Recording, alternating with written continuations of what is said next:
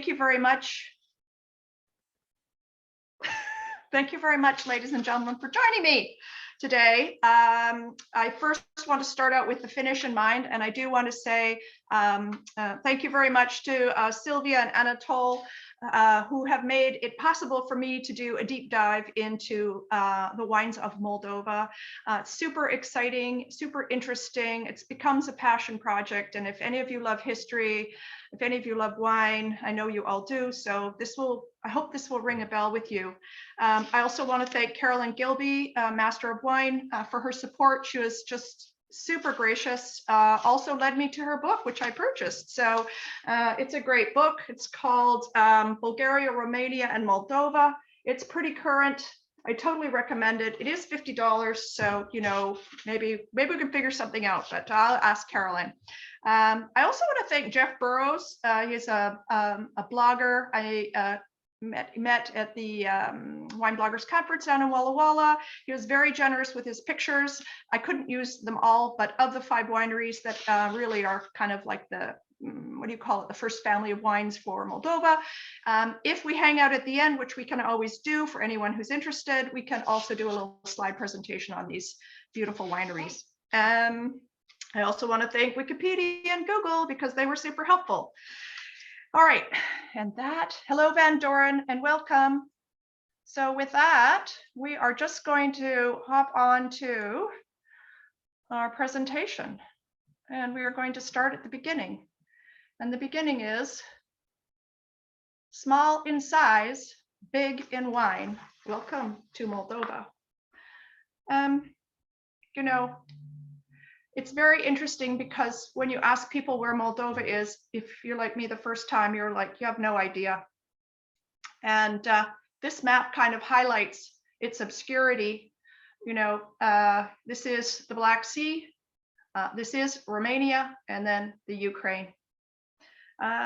It's 33,000 square kilometers, so a little bit bigger than the size of Vancouver Island, if you can imagine. And it's actually, they say it's shaped like a bunch of grapes. I actually am not quite sure about that. Maybe they've had a glass of wine or two when they made that determination, but there are 2.6 million people living in Moldova. The living wage is one of the lowest in Europe, and there's a very large dependence on agriculture. This is the capital city, which I think is quite beautiful. It's called Chisinau. Chisinau has an international airport. There are direct flights to London, but to get to Vienna, which is a kind of a midpoint, it's usually a couple hours. So your transit time's about 5. So, perhaps we didn't hear about it because we don't have direct flights from any of our North American destinations to get into Chisinau. 500,000 residents, and a city built of limestone. Limestone, you say. So how important is wine in Moldova? It's really important. In fact, the national holiday here, October 3rd and 4th, they celebrate the harvest and 2 days of celebration. So one of the things that's interesting is it's very traditional, it's very agricultural. But, to cut to the chase, there's 181 wineries as of 2017, of which 106 declared a harvest. Per capita, Moldova has the most, some measure, we haven't done it here in the Okanagan yet, but the most vines per person in the world. According to ONIV, so including hybrids, total area under vine is 147,000 hectares. There's lots of hybrids, and so we will get into that. But in general, they produce about 1.9 million hectoliters of wine, 57% of which are white, and 1.4 million, or 83%, exported. So significant. Wine is a significant investment. And the other thing is that most families in Moldova actually have a vineyard and make their own wine for home consumption. So this is a special piece that doesn't get them involved in their local wine industry, but rather in their home production. So history. Changed this because traditionally you start off, you got to give people context. So what do we know about the wine space and what do we know about Moldova? So what's really interesting is that in 1958, researchers actually, or archaeologists actually came across one of the Vitis species or genus that indicated 10 million years ago that vines were naturally growing in this area. And then in 1967, there were some pips found in this same relative area, Romania and Ukraine. Of course, we get on to the Iron Age and, indications of growing, and actually when the Romans are here, we're cultivating. So it's not like wine has not been a part of Moldovan history. This map, a little blurry, but I just want you to know the year is 1300. And really what we're trying to show you, or what I'm trying to show you, is that there is Moldova, and it's called Moldavia in English and Moldova in Romanian, or Moldovan, or Russian. And so here we have the identification of Moldavia. So the thing about Moldavia, whoops, I'm going the wrong way. There we go. So an important year in the history of Moldavia is 1359. And this is when one of the first, aristocracy that becomes the king, his name is Bogdan. There's a series of Bogdans, but basically wrestles the region of Moldavia away from Hungary. And you could see on the previous map, I'll just show you here, Hungary is a very significant size in the 1300s. They unified 7 tribes. So, but in this time, we find other important and significant folks were really like Stephen the Great. And the reason is we have a warring nation. So the things about, what was going on in Europe at that time is really tribal wars, aristocracy, princes, and people who were becoming princes. The story with Stephen the Great is his cousin was Vlad III. And if anybody knows who Vlad III was, he really was Vlad of Dracula. So the story really becomes the Impaler helped Stephen the Great establish, and protect Moldavia from the sieges that were going on at the time. And, the biggest and most consistent pressures were really from the Ottoman Empire. And there were 3 rulers. Each ruler had a different territory. Some of them were very, generous and overlooked things, and others not so much. But the good fortune here in Moldova is that, there was some allowances that the monasteries could continue to produce wine, and so that continued. But the battle, of course, around the empire and its ongoing conquest of 400 years in Europe, it's a very big story, and of course ending around 1812. So there's lots going on. So Russia realizes they need a supply to wine. And one of the ways they're going to do it is they're really going to take a look at Moldavia, and they're going to actually take part of it and usurp it, and it becomes Bessarabia. So although Alexander the First was, smart and kind and generous to, the philosophies that he had about releasing the serfs and that, everyone had right to land, it really didn't actually happen that way. Well-intentioned, but this is a map that actually shows you then what happened. So this entire piece was Moldavia, and then it was split. And this still isn't, the map today. So one of the things we know is over time and history, very complicated, lots of princes, lots of kings, lots of warring factions, and lots of relationships that are made for 10 years and broken and reestablished. So then we go on to this. This is actually the son of Alexander. And again, wanting to encourage wine production because, of course,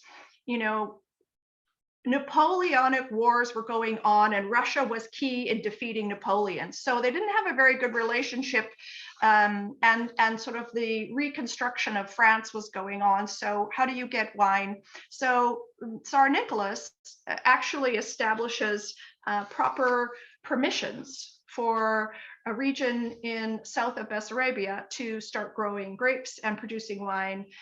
At which point this kind of inspires, the emerging crops to become cultivated and wine for the Russian population. And of course, the Russian population, it's really the Russian aristocracy.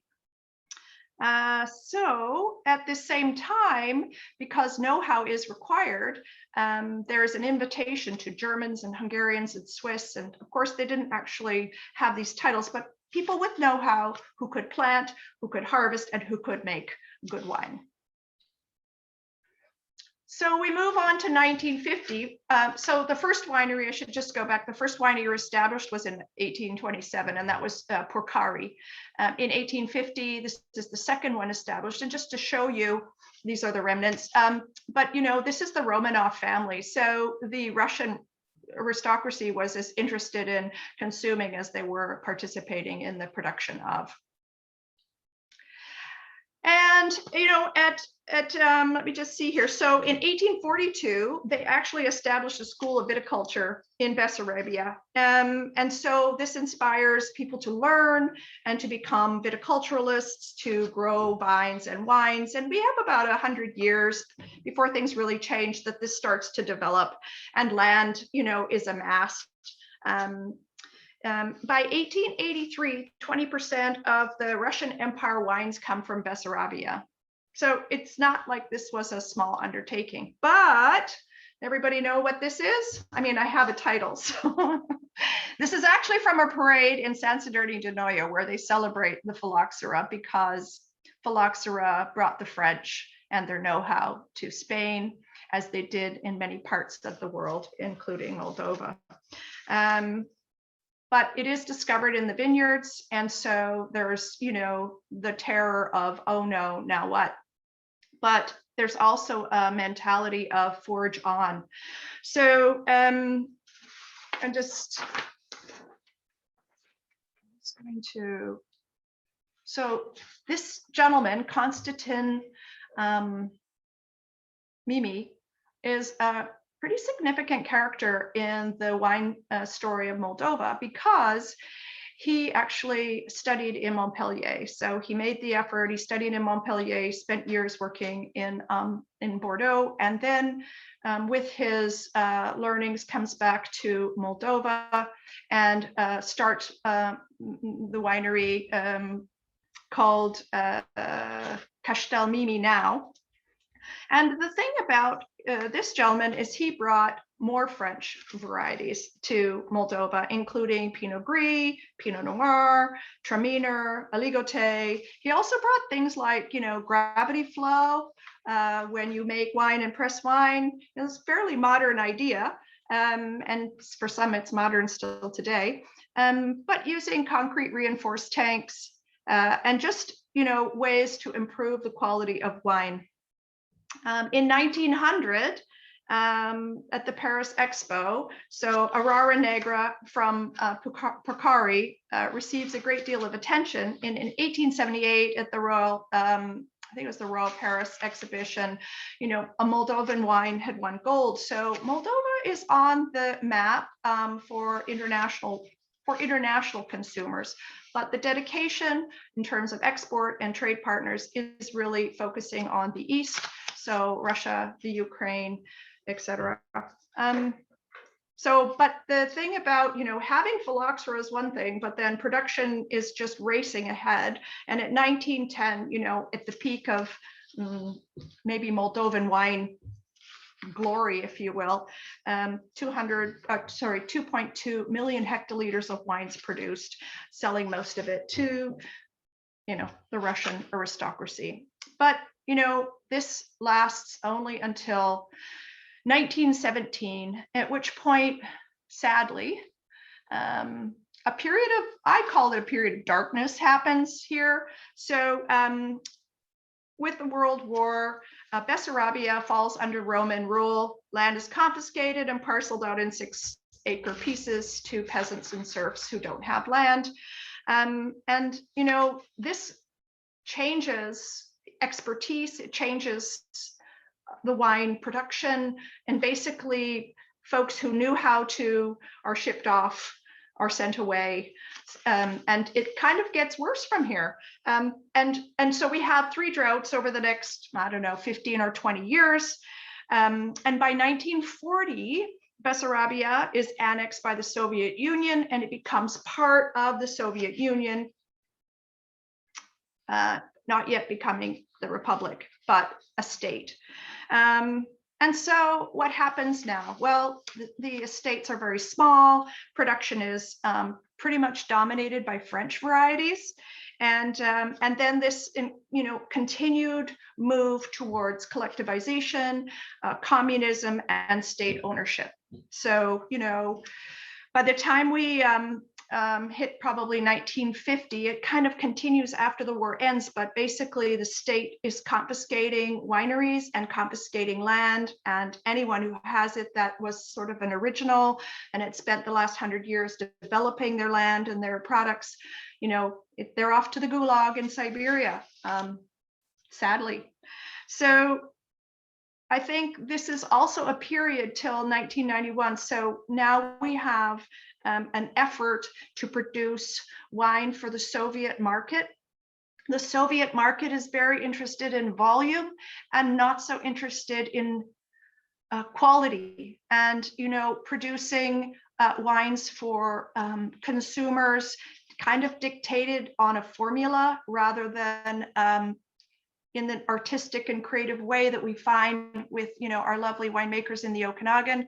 Wines are red, wines are sweet, wines are white, wines are sweet, semi-sweet, super sweet, not so sweet, and a little off dry, but mostly red, sweet, and sparkling. So basically, I just want to see what I do for my next slide. So, so from 1991, this is the time when the Gorbachev kind of freeing up Russia from, this dark period. It's still at this time in 1991, and I didn't show you any pictures of the sort of the state wineries, but they're producing just a tremendous amount of wine. They said that kind of like the peak was in 1983, when they were, 9.6 million hectoliters. Now you have to remember, this is like 224,000 hectares are under vine. So yes, it has expanded, maybe not in the best way, but certainly it has expanded. And so in 2006, so from 1991 to 2005, there's kind of this reorientation. And if anybody's been to Hungary or anybody's been to a state that lived under a communist regime or collectivism, understands that there's kind of a darkness and a transition period where you can't just kind of flick a switch and everybody's back to, oh yay, it's democracy and free markets. It just doesn't work like that. So there is a transition period, but basically it's a free market now, but a lot of the supply is still going to Russia. So something like 93% of the exports are going to Russia, but it is a big price tag.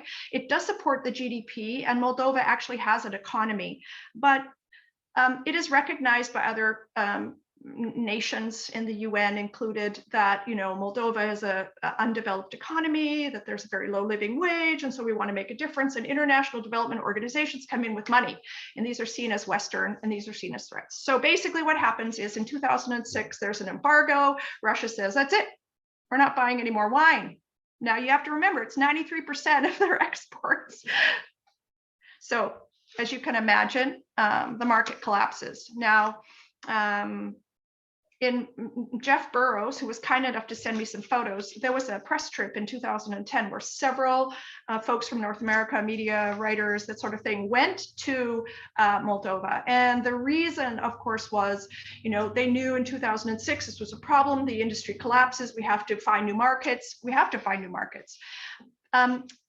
Even after 2006, they were still relying on the Russians to, sell wine, Belarus, Ukraine, looking east, Hungary even. But in 2013, it's kind of Russia embargoes Moldova yet again. And I believe the industry just kind of says, that's it, that's enough. We've got 9,600 hybrids. This is all aimed at providing, wine to the Russian market. And we just have to change what we're doing. So this is kind of a good time to just take a little break. I have to breathe. I don't know if there's any thoughts at the moment about history or any questions about the history, but really the history is going to inform some of the things that are going on as we go forward. So if there are any questions, just put them in the chat, unmute. Cassandra, it's okay if we take a few. I don't know if there are any, but I haven't seen any yet, so I'm not sure if somebody wants to speak up and ask anything now, or we can give Barb a chance to take a sip of water. There's a lot of information here. It's super interesting, and I'm sad that I was not on that press trip. Yes, so was I. The photos are great. So we're going to move now into kind of the way I would look at, oh, yes, Karen. Hi, maybe you're going to get into this in a minute, but I wondered, are there different appellations? Yes, I am going to. So now I'm going to. So now I'm going to take the approach with Moldova as I would in a, exam situation or a writing situation, and start kind of at the beginning and say, all right, what are the climates and location? What are the land and soils?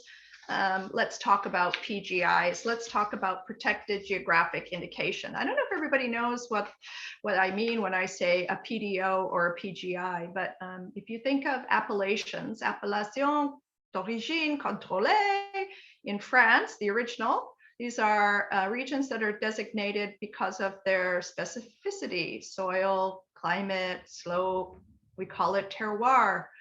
So it is the same now with the EU. When the EU sets up trade with a country, like Canada, for example, and CETA, we must establish a GI, a geographic indication about our product. And as you know, in the Okanagan, we've been busily working away on the Golden Mile Bench, the Okanagan Valley. We've got some new ones coming, Okanagan Falls, Naramata Bench. So these are examples of GIs, and PGI just means protected geographic indication. And this is the language of the EU. So what you'll find in Moldova is that we actually have 3. And in fact, they had written a whole book on how to present and get certified with the EU for PDOs, so protected designation of origin, which is the equivalent of an AOC, so higher tier, higher quality, higher standard. However, this nation is not well funded. I mean, they're well funded for international development, but with their own internal economy and the funds that folks have to build these wineries and take this on, it really failed, and they resorted to 3 PGIs. So the PGIs are Cordoue, Stefan Voda, which is the Leon Gris bottles, and Valu Louis Trian. So I apologize for my terrible pronunciations, but that is the 3 PGIs. And that really, you can see there is a 4th designation, and that is for what they used to call cognac in Moldova, made from Razzatelli grapes, but that's not part of our conversation today. All right, so what do we want to talk about here? So this is the share of wine production in general in Moldova. This is a 2017 calculation. It really shows you that this is where we sit with high quality wine. Sparkling wines play a big role. This is your Divan, and these are what we call ordinary wines, which I assume are largely going to Eastern Europe and maybe locally. So climate and location. So where are we? 46 degrees, 47 degrees latitude. This is a similar climate to Bordeaux. moderately continental, the north, of course, being cooler and the south being warmer. Definitely 4 seasons, snow in the winter, especially in Codru.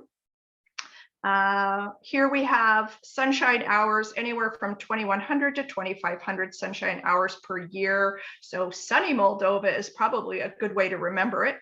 Precipitation's kind of low. We've got like 350 millimeters to 900 millimeters a year. And the thing that's interesting, like the Okanagan in a body of water, we have the Black Sea that does provide this, moderating influence. So in the south, it shows up where reds, red varieties do better, bigger red wines. And in the north, of course, we're looking more for lighter, whiter, sparkling wine production. Land and soils. I hope you think the picture is beautiful, because I do. This is a land of rolling hills. Many lakes, many rivers, forested hills. And, when you think about it, the landscape kind of says something about this gentleness that I think has probably always existed in Moldova, and perhaps why, traipsing across it with, every tribe, every organized band of gypsies looking for a new home came here. So there are 2 large rivers. They play a significant role, but there are many lakes, many rivers, lots of valleys, and sloping. The country in general just kind of gradually slopes towards the Black Sea. But the soils are kind of key here, because they're called black soils of Moldova. There's another word, they're Chernozems, but basically it's a black layer of humus.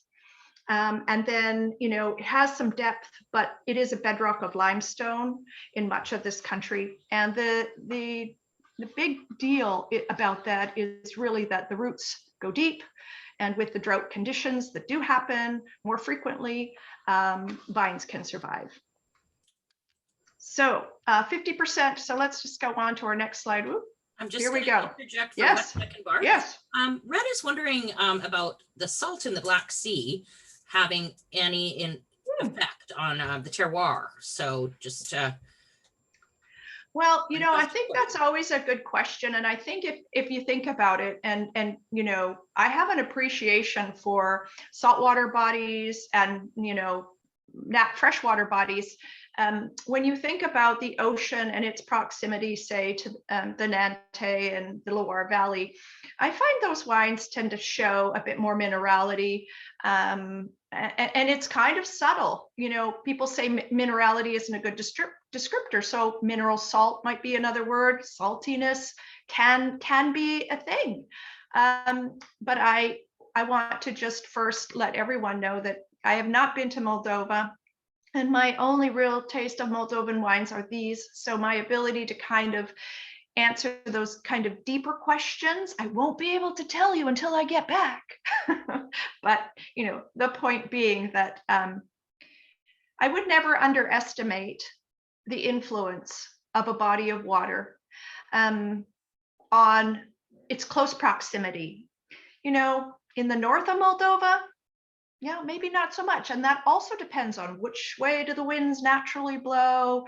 Do they have marine fog? It doesn't appear that they do. I was kind of searching for that. So it's really, I would think that the limestone would probably have more of an influence in the minerality of these wines.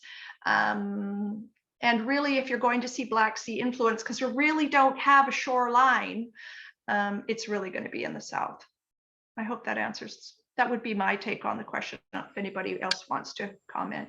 That would make sense completely. Yeah, thank you, Barb. Kind of a practical. Anyway, so this is Codru.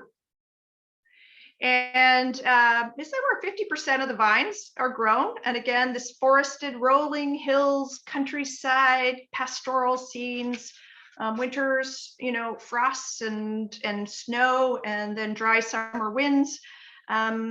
The largest overall vineyard area, sunny days, so 290 to 330 a year. Like, it just gets sunnier and sunnier in Moldova as you go south. 2,100 to 2,200 sunshine hours per annum. Rainfall is about 450 to 550 millimeters. Elevation is 100 to 150 meters. So this is not high. This is not high. 80% of the vines are on slopes. The soils are gray forest soils plus the black Moldovan soils. And the best varieties grown here really are the Feta Asca varieties, Sauvignon, Sauvignon Blanc, Riesling, Traminer, and Cabernet. It is also the best place for sparkling wine. And this, we talked about Constantine Mimi. Everybody remember that? So this is the renovated version of his winery. Again, it was 1893 that he came back from his travels in France and his studies to start the winery. And it is in Kokari. No, it's not. Sorry. But it is one of the older wineries. This picture was taken by Jeff Burrows, so thank you, Jeff. But it was turned into a wine factory. This picture was taken in 2010. This is kind of what the wine factory looked like. And the thing about the wine factory was they were producing about 2 million bottles a month from this winery during the, I call it occupation, I probably shouldn't, but during the time of the Soviet reign. But I think this really inspires a visit. They are known for making very good ice wine. In fact, Decanter, recently gave their Riesling ice wine 95 points. German heritage, and influence and French influence in this producer. And really, the restoration was based on photos taken in 1930. And you can visit, and they have restaurant tours. Today, the effort that Moldova is making is really to attract and bring people to Chisinau and to Moldova. So the next winery I'm going to talk about a little bit is Cricova. Cricova was built in the limestone quarries, 1952. It is state-owned and still state-owned. And the underground city, and it's really a city, it's 100 meters deep with a constant temperature year-round, so perfect for storing wine. It produces 10 million bottles a year, and 65% of these bottles are sparkling. The cellars are often with the names of, famous leaders, famous folks and celebrities around the world. But they do also have a traditional method sparkling wine. So when I say sparkling wine, it's really important to understand that there's Chardonnay and Pinot Noir that goes into Brut, and then there's Cabernet Sauvignon that goes into pink bubbles, and Merlot that goes into pink bubbles. 500,000 bottles of Brut are produced annually, and they are hand riddled. There's a sort of a task of women that are, as a profession, riddlers. But the caves wander for 120, not meters, but kilometers. So if you just think about that a little bit, it's really quite significant, and certainly put it on the map, and worth a visit. And the pictures of this particular winery are stunning. So then we get to Melești Mici in 1969. And this winery is also in a limestone quarry, but this is the one we talk about with the Guinness Book of World Records, because they have 200 kilometers of underground tunnels, 55 of which are used to store wine. So it's holding about 1.5 million bottles. It's in the Guinness Book of Records as the world's largest wine cellar. So that was a little bit about Codru and the famous wineries that you would find in that region that are all open for visitation. And so plan your trip. On to Stefan Voda. So this is Stefan Voda here. So it's a narrow strip of land stretching along the western bank of the Nister River and home to the Purcari winery. So the Purcari winery was the first winery of Moldova. We talked a little bit about it. In general, in this region, we only have 1,107 hectares. When we talk about, quality wine production in Moldova, we're really only talking about 10,000 hectares that will fall under the PGI. In this particular one, it's quite small at 1,100. Again, we have a nice moderate continental climate with influence from the Black Sea, 2,200 to 2,500 hours of sunshine. So like 310 to 320 sunshine days a year. It's just like zone 3, if anybody's following the zones. Rainfall's about the same as it was in Cordru. Elevation is about the same. The slopes is 73% of the vineyards are on the slopes. Just gonna let that person in. And soils again are, the Black Moldovan soils on limestone. There is a little clay in some of these areas. And really, it's just our red wine production area. So Merlot, Cabernet Sauvignon, and Rara Negra. So if we go on, so this is again from Jeff. So this is the lovely Purcari vineyard and winery. And this is just showing you as an example of Stefan Voda, sort of the modern, you saw the, sort of 1983 photo of that, the wine manufacturing facility. That's what I would call it. But here we're looking at, amphora, we're looking at cellars with wood oak barrels. And really you can see it's quite a beautiful scene. This winery actually has it's a 260 acre property. And it was developed, sort of the original story was the Germans were invited. I don't know if you remember that, 1827. So this is that continuation.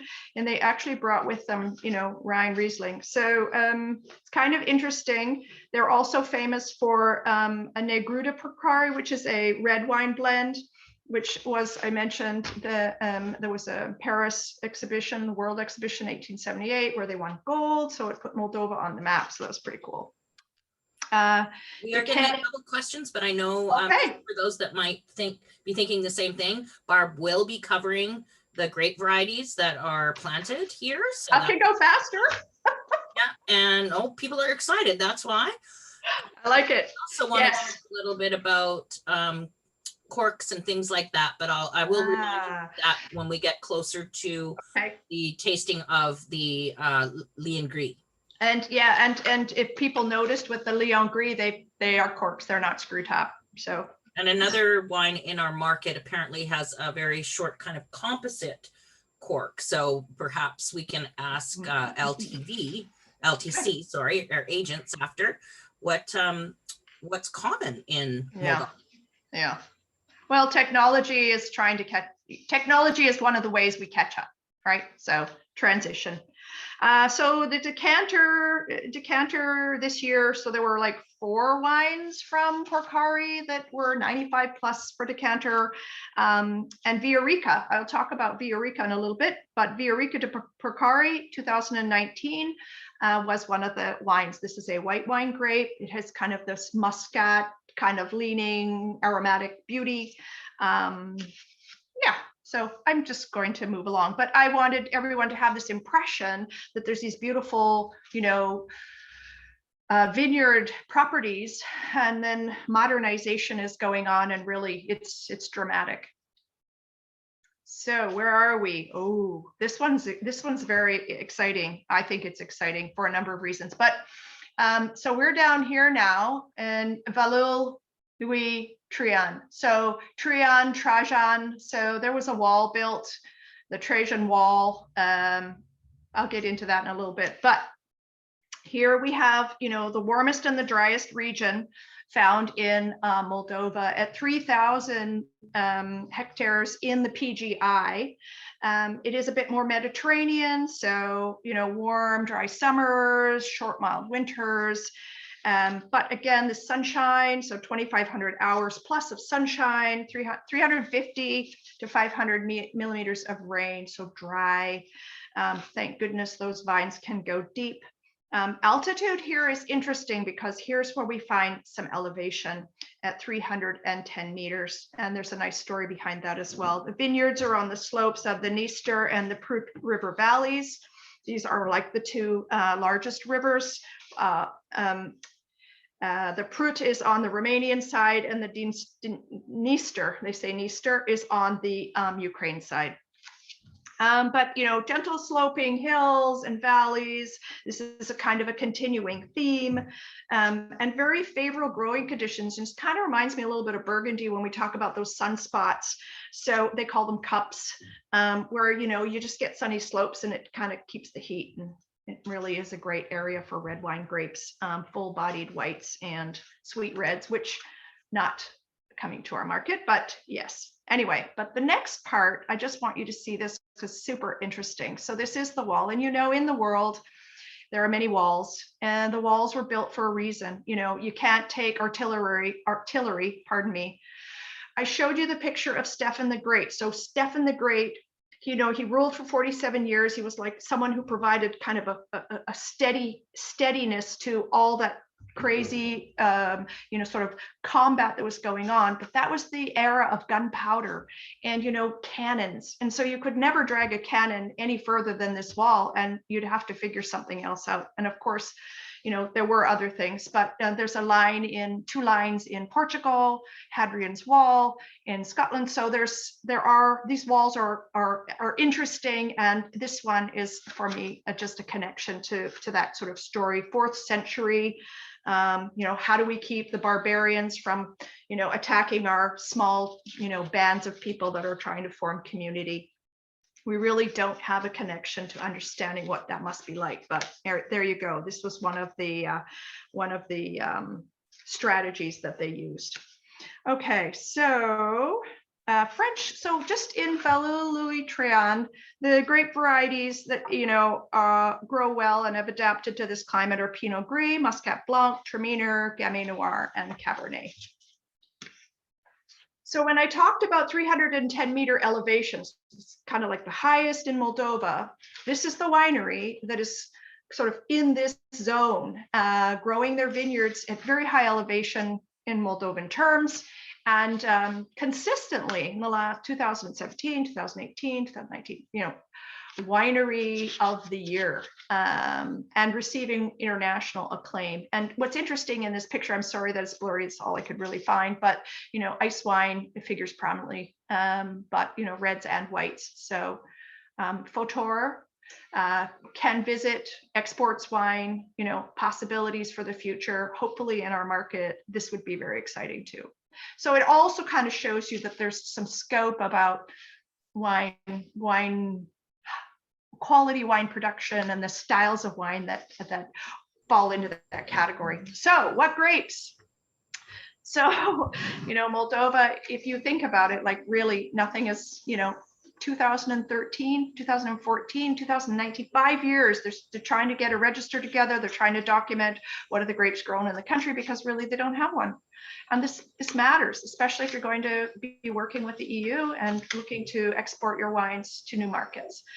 What's interesting about this is that you see French grape varieties are the rulers of the day here in the grape varieties, and you know they've really adapted, and for good reason, and they do have a sense of place, and they do have unique character and quality to them. And you know, following the tradition of French winemakers, and this is really the lead, moving towards this quality standard, you can see set up with this sort of landscape of, you know, noble grape varieties where we're headed. And I think that's what Lyon Gris is a good example of. Okay, so let's just see here. So I just want to quickly go over this. I don't want to take too much time. How are we doing for time, Cassandra?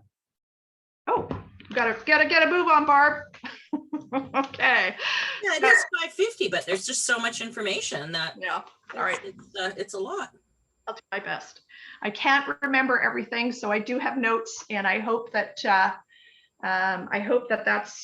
that's all right with you guys. So, but the Cabernet Sauvignon, the long tradition, the styles are firm, good tannins, good acidity, and that's what I noticed in the styles that I that I had tried, the careful with Cabernet Sauvignon. We know it's a long hanging grape, so it needs ripening time. It doesn't always get it here. So sometimes you do get this overcropping situation where there's a bit of a green note. I just want to say that historically, when the Soviets were running the vineyards and it was state owned, really what was happening was they were producing 20 tons per hectare. That was the kind of yield they were going for. And if people understand yield, if you think about the Okanagan, our good quality wines are 5 tons to 7 tons a hectare, an acre. So it was really extreme.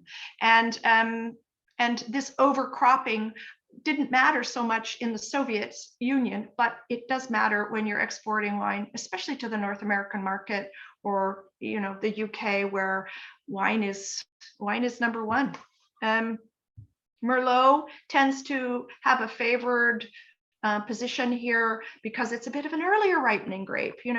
Doesn't need as much hang time, does produce good acidity, and doesn't get the green tannin sort of structure that can happen with Cabernet Sauvignon. Pinot Noir, you see it on the list here. Pinot Noir is the heartbreak grape. It continues to be the heartbreak grape in Moldova. The reality is it's a little too cold in the north, it's a little too warm in the south, and really this grape is being used predominantly for sparkling wine production.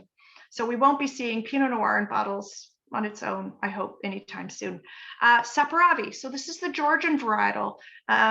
They call it a Caucasian variety, but deeply colored, yet bright acidity, intense, spicy, dark cherry, certainly age-worthy.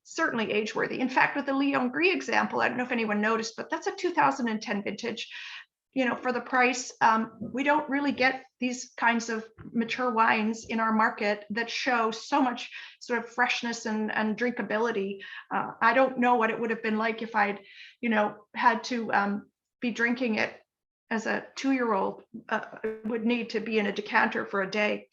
Anyway, moving on. Chardonnay. So, leading white grape of Moldova. It's a fresh, crisp style, no mallow, no oak. So not even Chablis, no barrel fermentation. It's really, again, used like Pinot Noir for sparkling. Sauvignon Blanc, and they call it Sauvignon. This is, crisp acidity, aromas and flavors, not similar to New Zealand, but rather, still mouth-watering acidity, a little bit of citrus, maybe some herbal notes, very interesting, detecting more that, it follows the mineral line and the herbaceous line than sort of tropical fruit and things that we expect from New Zealand.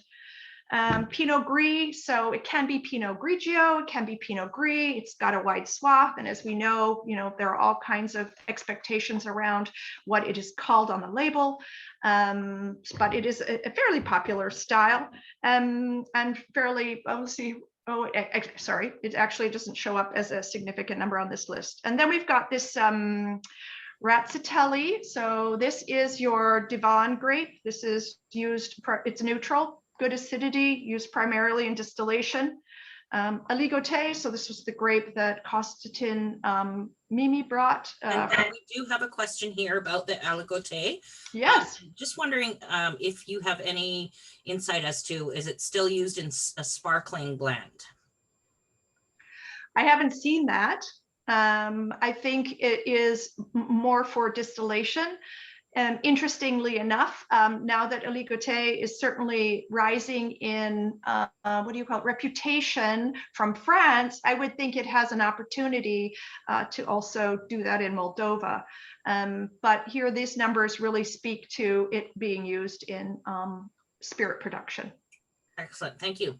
Yes, so other grape, there's so many others, 9,600 hybrids. So it was really a thing during the Soviet occupation or the Soviet government that, educated scientists would work on finding grape varieties. If you wanted to be, a bit of a celebrity in Russia, this was through education, this and training, becoming a PhD, this is what you did. And so to see that we've got 9,600 varietals or hybrids, pardon me, it's a bit shocking, but it speaks to the search that was going on to find grapes that would be, cold weather resistant, disease resistant, high producing, high yielding grapes. And we really don't talk about that because these are not the grapes that are going to be coming through the PGIs into the export market.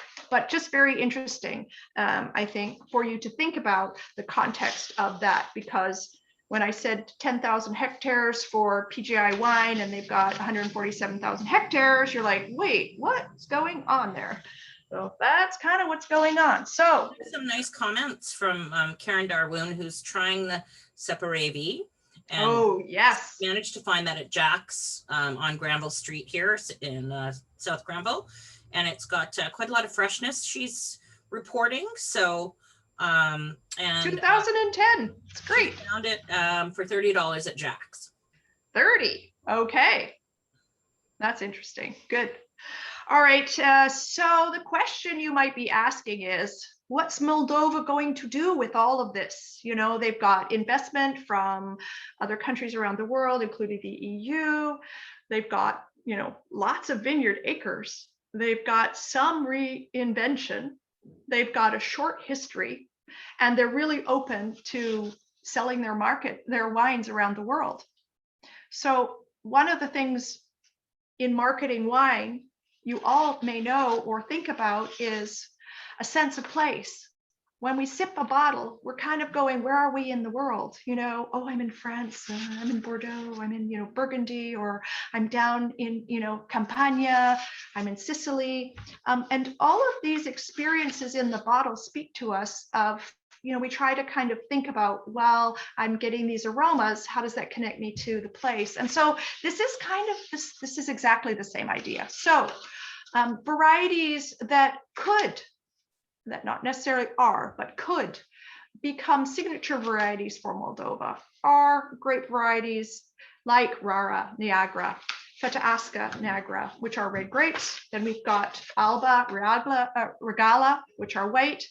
One I can't pronounce, the Alba Ontedcani, Villarica. So Villarica is Carolyn Gilby really likes this and is very impressed with the small production that's going on of this style, showing again with the Decanter Award that it has real true potential to be perhaps a signature for Moldova going forward in export markets, because really everything is new. Really everything is new. And then last but not least, Bastardo. And I know there's a bit of Bastardo in the room. So the thing with Bastardo that's very interesting, and I don't know if anybody knows this, but it's from the south of France, which a lot of these grapes in Moldova originally came from France. But Bastardo is widely planted in Portugal and used in port wine production, kind of the more generic port wine production, but lots of it. So anyway, I'd love to hear from the folks who are sipping on Bastardo when I'm finished this, to share with us their experience, and for everyone who's sipping something interesting to share their experience. So David did have the Bastardo, and that's what he had mentioned. It didn't have a vintage on it. That is not, look, maybe not common for us. There are bottles in our markets with no vintages on them, and I see them and they're relatively low priced, and maybe it's a realization after you've purchased it that it didn't have a vintage. But well, and I know myself, I've done some wine labels in the beginning stages of when I was in the wine industry, and I may have forgotten a few things along the way. So yeah. But the other thing is, a lot of the production of wine in Moldova is still sold bulk, and it's sold bulk and bottled in. And they just don't have the same regulations that we would. So interesting. Yeah, it is interesting. Okay, so let us move on to the reason we're here. And again, thank you to Sylvia and Anatole. This is one of their favorite wineries, Stefan Voda, privately owned, estate vineyards. And today we're just going to introduce 4 bottles, the Sauvignon, and it doesn't say Sauvignon Blanc on the label, it says Sauvignon. This is common practice. 2016, so it has a bit of bottle age, 100% Sauvignon, dry, high acidity, tree fruit, citrus, and herbs.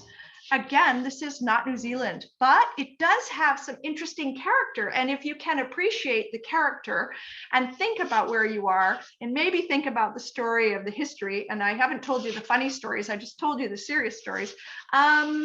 Yeah, you might find an appreciation for this wine, but certainly great with food. The acidity will stand up to, cheeses, richer cheeses, creamy, richer sauces, or on its own.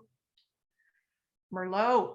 So 100% Merlot in French oak for 12 months, dry, medium body, when I tasted, so these are kind of overlaid with my tasting notes. These were some of the things that I noticed, this dried fruit. Now we have bottles here that are now, 6 years old.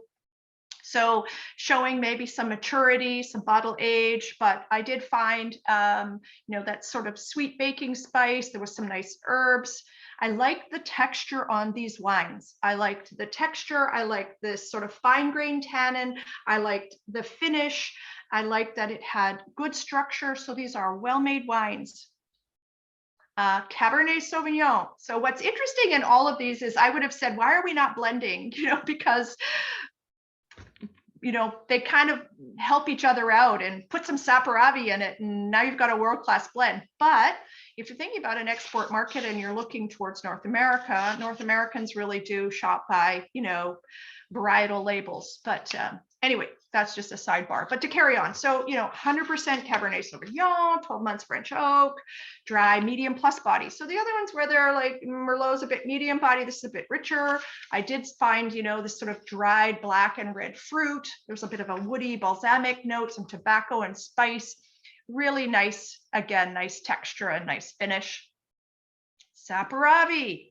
This is like, Moldova and Saperavi are in love with each other. And I think this is a surprise, and a wonderful surprise. This is 100% Saperavi as well. So where in the world is Saperavi? Saperavi's Georgia. Georgians got those big, sweet, fantastic wines that go great with, lamb burgers, but they're, not dry. This is dry. And again, 10 years in a bottle. I don't know. I just thought it was fantastic for its price and its style. And what I liked is, dry and full bodied. I like this sort of stewed prunes and stewed berries. It had a bit of this like rose floral note, spicy and woody.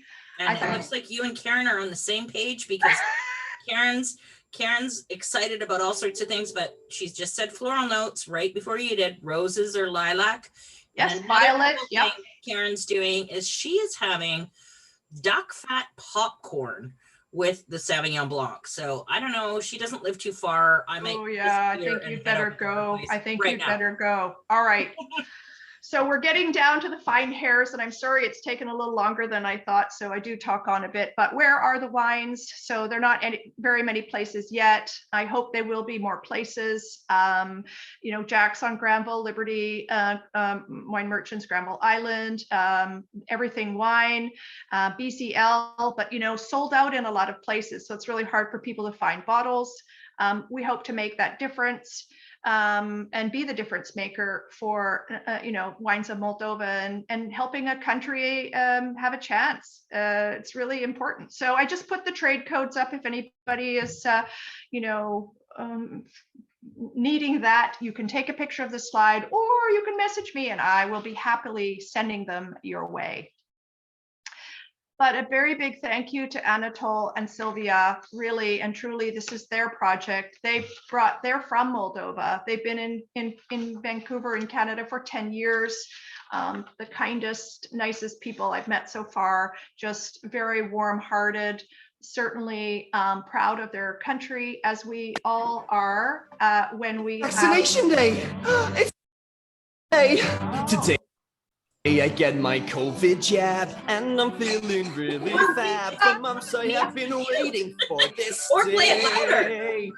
When can I get my second shot? And will it hurt or will it not? No, I don't. There they are. I'm just gonna mute them. So there you go. I'm not really sure what's going on there. Hello. Welcome. Anyway, ladies and gentlemen, we got bombed. Woohoo!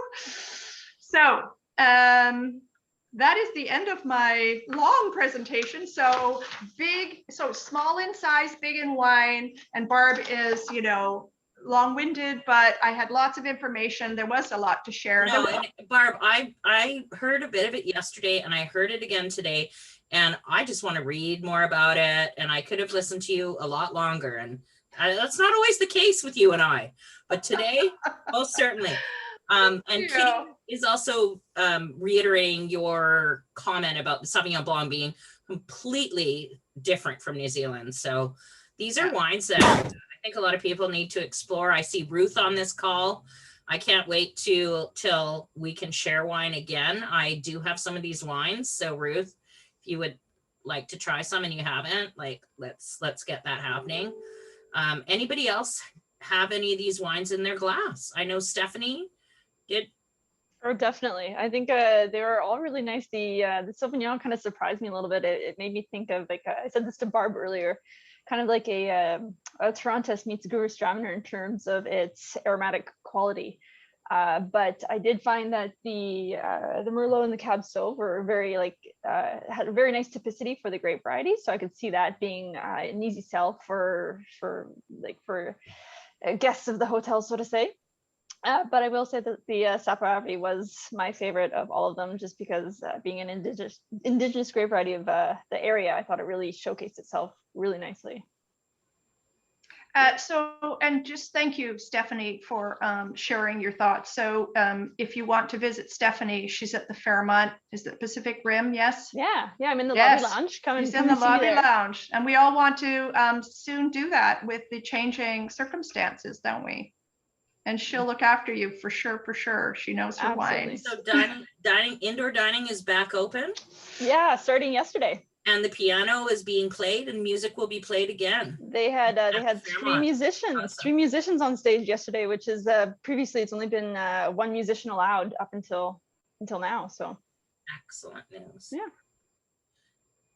Did anybody else have David, did you want to speak to the wine you tried, or anybody else have some wines open that they want to comment on? Yeah, in this case, I'm trying a new one for me that was Bostavan Bastardo. And as Barb said, planted in France as Trousseau and used in kind of lower end port. It's very soft, round, low tannin, kind of crunchy red fruit, low medium acid, and a little bit sweet. It's almost not apothic in terms of the density, but probably in terms of the amount of residual sugar. I think it's very reflective of where they probably were like 25 or 30 years ago. And I'm not sure if it has a huge place in the marketplace, but I think it's a nice, a good gateway red. If you are not used to drinking red wine and maybe just getting into the game, it might be a good start. But with Boursin and Baguette, it's fine. I like that, a gateway red. And didn't they mention a wine for beer lovers? The agent refers to it as a wine for a beer lovers wine on their website. I love it. Sweet beer? Is that, I think it's just the transition for when you're used to drinking kind of product without a lot of tannin. So it's probably a good gateway drug for that. Cool. Well, I think the Balkan states, is also part of the story that's happening in the UK. I know before COVID, they were actually having the Balkan wine, fair. So I think we're going to see sort of these things coming to us through media and through, travel. I think one of the things that really comes to mind is that once you start tasting wines from a place, now you want to go visit the place. So I do want to mention, it would be fun to organize a trip and go to Europe and go to these, places that really have such a history. I do want to wander through these 220 kilometers of, underground cave. It must be fantastic. Sylvia, would you like to, do you have anything you want to share with us? This is Sylvia and Anatole, by the way. It is their enterprise. So for folks that, these entrepreneurs, they are certainly here in our market and busy. But if you were able to get, I just wanted to interject, say one thing. If you were able to get the Golden Land, the wines, these are the importers. So right from Moldova, and I can't wait to visit. Barb, you just made me so excited. So if anybody needs it, sorry, go ahead, Sylvia. Yeah, Barbara and Cassandra, thank you so much, because it probably this presentation today is one of the best presentations we could have, you know, and we are trying to promote, but this is the best, what's very, very concise and good, and we can speak about Moldovan wines hours and hours, but thank you so much for this good hour. And just like, you know, yes, we can organize and can go to Moldova, and they have, at the moment, we have more than 150 producers and winemakers, and everybody is doing wine at home. Everybody is interested to have, you know, very specific and his own wine, and every time it's a kind of competition, you know, I have my best wine, the neighbor, no, it's my best wine. So Moldova, it's a country of who is doing the best wines now, at least now. Yeah, it's a good period of time, and we will bring to Canada, to BC, we hope, new wines, a lot of very, like, you know, the Moldovan varietals, and we have lots of very good blended wines with different Moldovan grapes. So that's for and sparkling and everything. Just only mention, you know, that for instance, as you said, the Saperavi, it's 10 years old, Sauvignon, Merlot, and Cabernet are 5-6 years. So if, for instance, you will open the bottle and you'll leave just for 10 or 15 minutes, you know, you will see how the taste of the wine will be changed. That will be fantastic. I promise you, just open the bottle and leave it for a few minutes. So yeah. And we can talk and speak about, well, but this was, you know, this was the first introduction of Moldovan wines on BC market. So we stopped at the beginning, our beginning, you know, we're doing this business. We stopped at this Lion Gris factory, but anyway, now we will be more than happy to bring more and different wines on the market, and we'll introduce one by one. But once again, thank you so much for doing such a great job and helping us, assisting us, and believing that that's a good and an interesting project. Thank you so much, and thank you for everybody who participated today. Yes. Yeah. Thank you, Sylvia. That's awesome. So get in touch with Sylvia. Certainly, you are most welcome to reach out. LTC Wines has a website. Yes. You can also reach out to me. Or Cassandra will help you, but other than that, it is just, they have a bird, and so when you call, you will hear a parrot having a few chats with you, telling you how pretty you are, and who doesn't want to hear that? I think I'm going to get a bird. I'm going to get a bird too. Anyway, ladies and gentlemen, our happy hour is like extended, but you are welcome to stay. You are welcome to leave. I want everyone to know that this has really come to an end. Thank you very much. If you'd like, there will be a recording. I will send it out so everyone can watch it again if they wish. Maybe just fast forward through, you know, sometimes get tired of hearing myself, but I do want to thank everyone who made time and effort to join us today. And I do love everyone who loves wine, and you all know that because you're all here. So thank you, my friends. Barb, this was an excellent presentation, and thank you, because I would hear it again. And I do apologize. We did have somebody hack into our Zoom call. So if anything offensive was said, I do apologize. That was not something that we had arranged. So we have blocked them. Yes. All right. Goodbye. For those of you who are leaving, goodbye. We'll see you again. Happy Wine Wednesday. Enjoy your evening. And thank you so much for joining. All right. Thank you. All right. So whoever wants to stay can stay and unmute themselves. Woohoo. Hello, Stephanie. That's like first first time that I've ever had bombs come in, but you know, was It's always entertaining. the first time. Cassandra nailed them. that's good. It's highly weird. Kick them in the wine glasses. What happened? I came in a little late.